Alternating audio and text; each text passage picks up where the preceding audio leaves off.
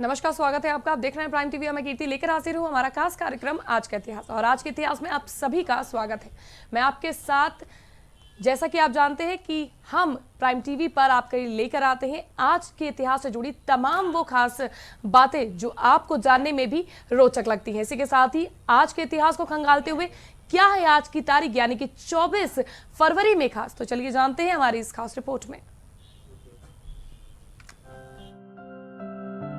आज ही के दिन यानी कि 24 फरवरी 1948 को तमिलनाडु की पूर्व मुख्यमंत्री जयललिता का जन्म हुआ था। बचपन से ही एक्टिंग का शौक रखने वाली जया ने 1961 में 13 साल की उम्र में पहली बार अंग्रेजी फिल्म एपिसल में एक बाल कलाकार के तौर पर सुनहरे पर्दे पर कदम रखा। 1965 में एमजी रामचंद्रन के साथ तमिल फिल्म वेनिरा अदाई में बतौर अभिनेत्री उन्होंने काम किया। बाद में रामचंद्रन के मार्गदर्शन में ही उन्होंने राजनीति में कदम रखा। जयललिता की दिलचस्पी तमिल फिल्मों में काम करने से अधिक राजनीति में बढ़ती जा रही थी। 1980 में उन्होंने अपनी अंतिम तमिल फिल्म थेड़ी वंदा कादला में बतौर अभिनेत्री काम किया। अपने फिल्मी करियर को अलविदा कहने के बाद एमजी रामचंद्रन के नेतृत्व में पहली बार 1982 में जया ने राजनीति में कदम रखा और अन्ना द्रमुक की सदस्यता ग्रहण की।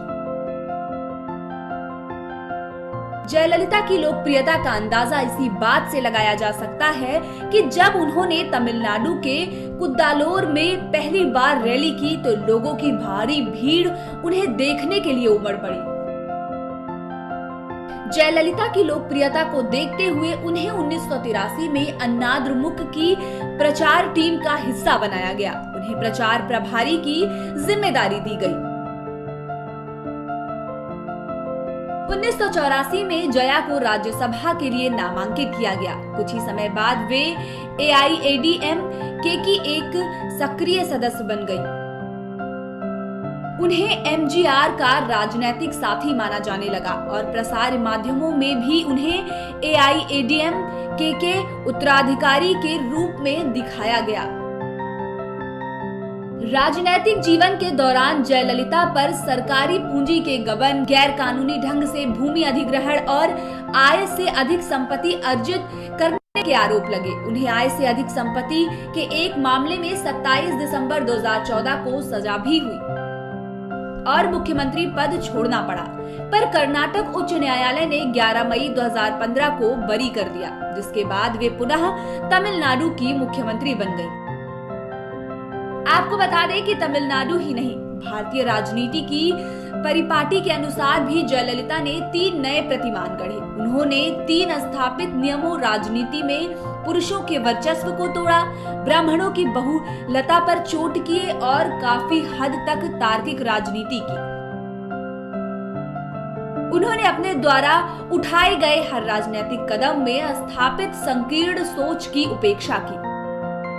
डीएमके की राजनीति काफी हद तक पॉपुलिस्ट थी, जो सड़क पर चलते हुए आम आदमी को लुभाती थी, जबकि जयललिता उसके ठीक उलट थी। तमिलनाडु से बाहर एक ब्राह्मण परिवार में जन्मी जयललिता एक कॉन्वेंट स्कूल में पढ़ी लिखी, कम बोलने वाली महिला थी। वो मर्दवादी और महिला विरोधी माहौल में अकेली थी। जयललिता ने अपनी राजनीतिक शैली में कुछ चीजें अपने राजनीतिक गुरु एमजीआर से सीखी और कुछ चीजें उन्होंने अपनी खुद की डाली। जयललिता का तमिलनाडु के लोगों के साथ एक असाधारण जुड़ाव था, जो जाति, धर्म, भाषा और सामंतवादी समाजवादी जैसे राजनीति के पारंपरिक सोच से कहीं ज्यादा है। रहस्य और रहस्यमयी होना उनकी राजनीति की मुख्य पहचान थी। आगे बढ़ते हैं और बात करते हैं बॉलीवुड की सदाबहार हीरोइन कही जाने वाली श्रीदेवी की। आपको बता दें कि आज ही के दिन 24 फरवरी 2018 को श्रीदेवी का निधन हो गया था। श्रीदेवी की पहचान बॉलीवुड की पहली महिला सुपरस्टार के तौर पर की जाती है। तो आइए आज इसी अवसर पर जानते हैं उनके बारे में कुछ खास बातें।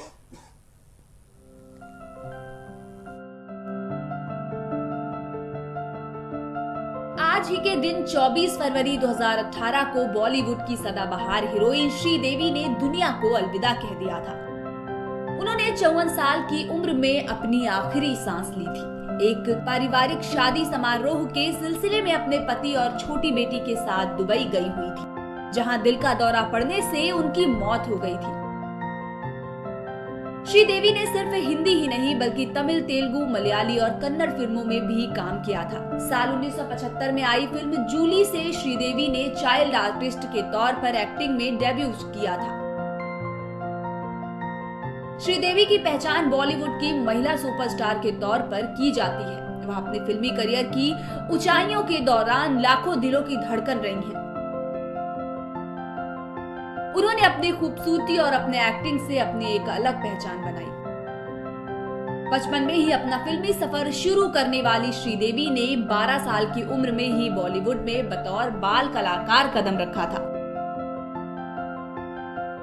तेलुगु, मलयालम, कन्नड़ फिल्मों में काम करने के बाद साल 1978 में श्रीदेवी ने पहली बार लीड हीरोइन के तौर पर बॉलीवुड में अपना ऐसा जलवा बिखेरा कि पूरे सिने प्रेमियों को अपना दीवाना बना दिया।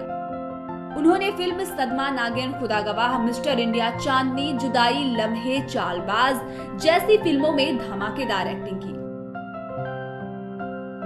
श्रीदेवी ने साल 1996 में अपनी उम्र से लगभग 8 साल बड़े फिल्म निर्माता बोनी कपूर से शादी करके सबको चौंका दिया था।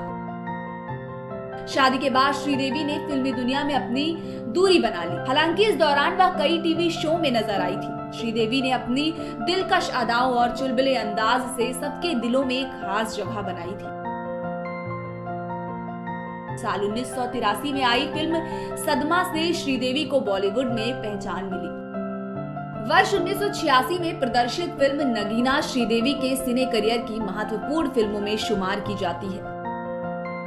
इस फिल्म में श्रीदेवी ने इच्छाधारी नागिन का किरदार निभाया था। इसके अलावा श्रीदेवी ने अपने फिल्मी करियर में कई अनगिनत फिल्में की। अपने करियर के दौरान उन्होंने कई दमदार रोल किए और कई मजबूत फीमेल किरदार को पर्दे पर बेहतरीन तरीके से पेश किया। और मुख्य धारा के सिनेमा के अलावा उन्होंने कई आर्ट फिल्मों में भी काम किया, जिसे भारत में पैरेलल सिनेमा कहा जाता है। उन्हें 3 बार फिल्मफेयर पुरस्कार मिल चुका है। उनके करियर का ग्राफ कई बार नीचे भी गिरा, लेकिन उन्होंने अपने को कई बार इससे उबारा और स्टेटस को बरकरार रखने के लिए उनकी क्षमता ने सभी का दिल जीता।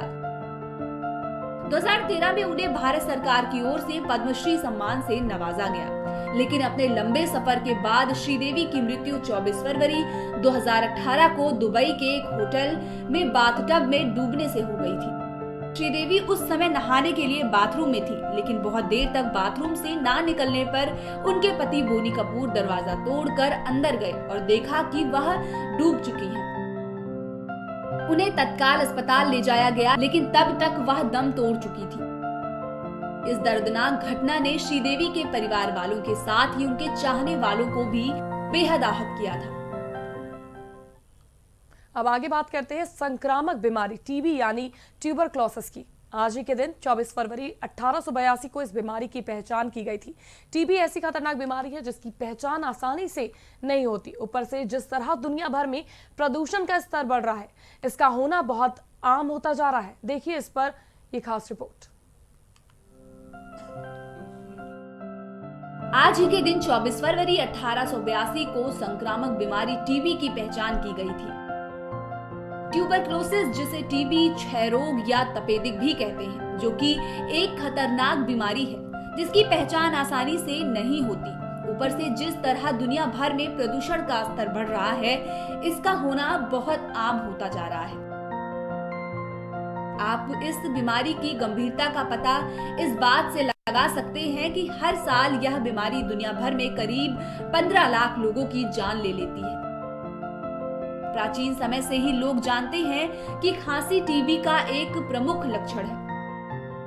आज भी यदि किसी व्यक्ति को लंबे समय तक खांसी हो तो उसे टीबी की जांच कराने की सलाह दी जाती है।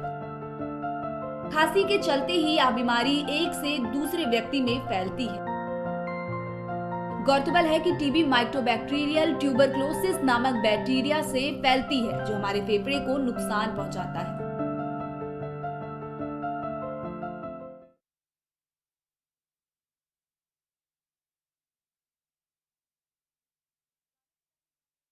के दिन और क्या कुछ हुआ।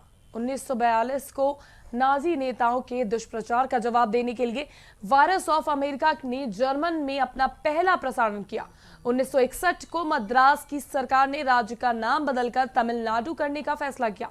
1981 को ब्रिटेन के प्रिंस चार्ल्स और लेडी डायना की शादी का बकिंघम पैलेस की ओर से औपचारिक ऐलान किया गया।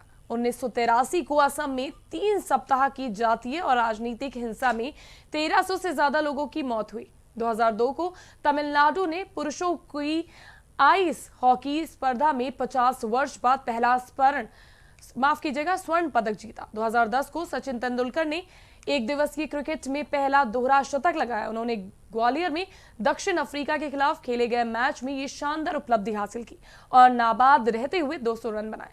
आज के लिए फिलहाल बस इतना ही। हम फिर हाजिर होंगे कुछ और इतिहास के पन्नों को खंगालते हुए और आप तक उसकी जानकारी पहुंचाएंगे। तब तक लिए आप कहीं मत जाइएगा। देश और दुनिया की तमाम खास खबरें लेकर हम फिर हाजिर होंगे। देखते रहिए प्राइम टीवी।